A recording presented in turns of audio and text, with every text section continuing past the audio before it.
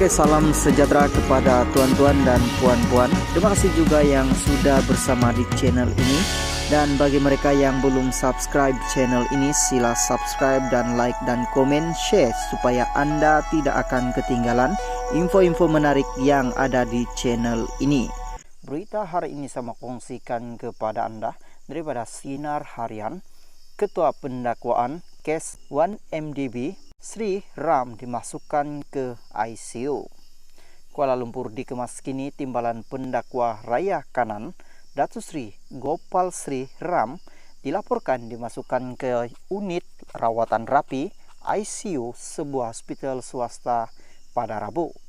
Beliau yang juga ketua pendakwaan bagi kes 1 Malaysia Departemen Berhad 1MDB membabitkan Datuk Sri Najib Tun Razak menerima rawatan di hospital kerana jangkitan paru-paru.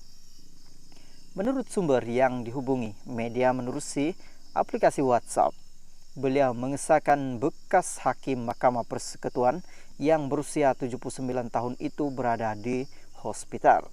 Bagaimanapun beliau enggan mengulas lanjut mengenai perkara tersebut.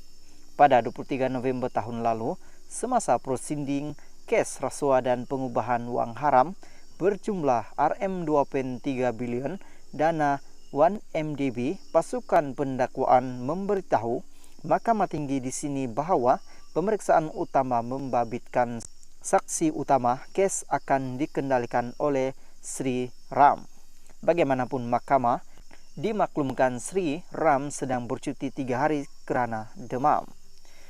Sejurus itu, Sri Ram kembali bertugas seperti biasa dan hadir di mahkamah untuk prosiding kes di mahkamah lain. Oke, salam sejahtera kepada tuan-tuan dan puan-puan. Terima kasih juga yang sudah bersama di channel ini. Dan bagi mereka yang belum subscribe channel ini, sila subscribe dan like dan komen, share supaya Anda tidak akan ketinggalan info-info menarik yang ada di channel ini. Berita hari ini saya mau kongsikan kepada Anda daripada Berita Harian. UMNO Wilayah Persekutuan tolak usul 2 jawatan tertinggi tidak dipertandingkan. Kuala Lumpur, UMNO Wilayah Persekutuan menolak usul tambahan yang dikemukakan perwakilan ketika Perhimpunan Agung UMNO PAU 2022 semalam supaya jawatan Presiden dan Timbalan Presiden UMNO tidak dipertandingkan pada pilihan parti itu kali ini. Juru cakapnya yang juga Ketua UMNO bahagian Bukit Bintang, Datuk Sri Zainal berkata UMNO perlu menyadari sentimen terhadap isu ini boleh mempengaruhi sentimen sokongan pengundi Melayu terhadap UMNO.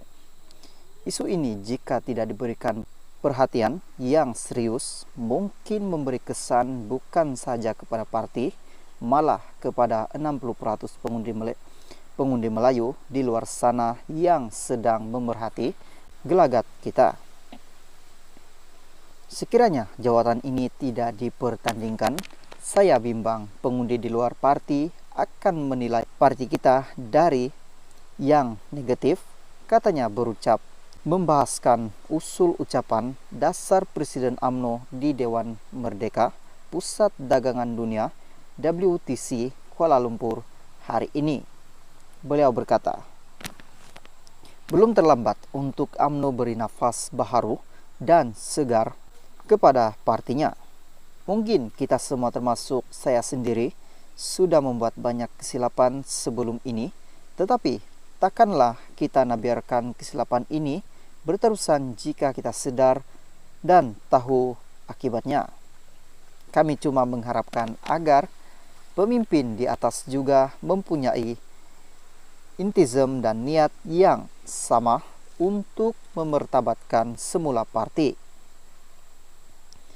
UMNO Wilayah memohon menyokong kecuali usul tambahan, yaitu usul nomor 8 yang dibuat secara mengejut semalam, yaitu usul supaya jawatan Presiden dan Timbalan Presiden tidak dipertandingkan, katanya. Usul tambahan itu dikemukakan oleh Wakil UMNO bahagian Rembau Muhammad Suki Samsudin ketika berucap sebagai pencadang usul ucapan dasar Presiden UMNO semalam. Kemudian disokong perwakilan Terengganu merangkap Ketua UMNO bahagian Marang Datuk Nik, Ketua Penerangan UMNO Izam Jali pada sidang media semalam menyifatkan usul tambahan itu dikemukakan sebagai satu bentuk usul persefahaman dalam kalangan pemimpin UMNO akar umbi. Katanya, usul itu jika pun diluluskan, perwakilan PAU 2022 tidak bermakna UMNO menyakat mana-mana ahlinya yang mahu mencabar dua jawatan tertinggi itu, memandangkan UMNO juga tidak pernah memindah perlembagaan partinya bagi memenuhi tujuan itu.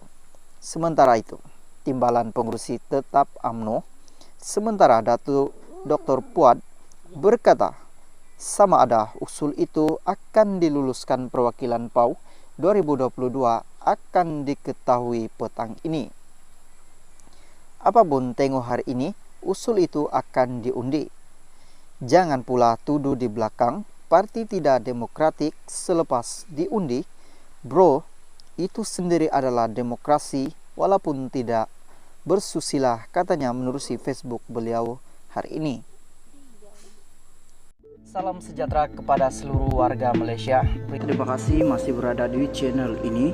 Bagi mereka yang baru bergabung di channel ini, sila tekan subscribe, like, komen, share supaya Anda tidak akan ketinggalan info-info yang saya akan sampaikan di channel ini. Berita hari ini saya mau kongsikan kepada Anda, berita Sinar Harian, Game On, KJ beri isyarat jelas tanding jawatan Presiden UMNO. Syalam, bekas Ketua Menteri Pemuda UMNO Khairi Jamaluddin Abu Bakar pada Selasa secara jelas telah memberikan isyarat bahawa beliau akan bertanding mencabar kedudukan Datuk Seri Dr. Ahmad Zahid Hamidi sebagai Presiden dalam pemilihan parti itu. Kenyataan tersebut sedikit berbeza berbanding sebelum ini yang seakan berselindung apabila ditanya mengenai kemungkinan bertanding bagi jawatan nomor 1 parti itu. Beliau sebelum ini hanya memberikan respon agar semua pihak menunggu apa tindakan selanjutnya apabila diajukan soalan oleh pengamal media. Sekiranya jawatan tersebut dipertandingkan, ia merupakan kali kedua Khairi menawarkan diri bertanding bagi jawatan berkenaan selepas 2018. Dalam pada From Anjuran di Singapura, bekas Menteri Kesihatan itu turut menyatakan bahawa beliau atau sekutunya akan terus menyokong Datuk Seri Anwar Ibrahim sebagai